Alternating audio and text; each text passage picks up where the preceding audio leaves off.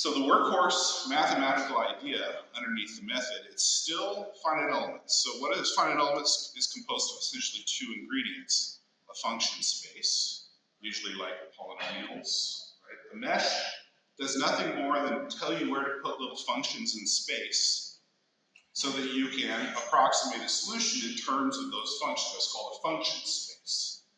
And so in a finite element method, you have these two ingredients. You have a function space that's usually defined by a mesh, and you have what's called a weak form, or an energy state. Something that describes what equilibrium looks like in the system.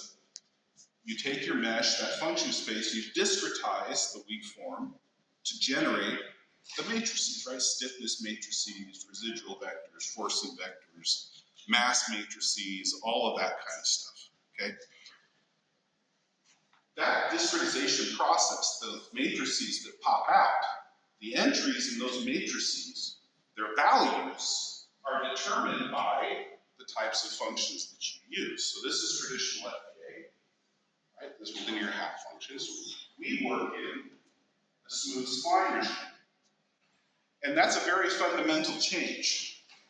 Mathematically, you can show that smooth higher order splines are actually the best approximation space that you can possibly choose.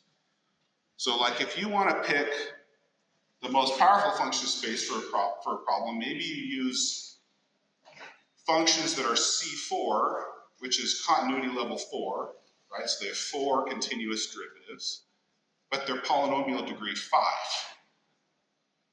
And that property of those functions, their efficiency and their robustness, completely changed the world, and is why that research domain has become so dominant.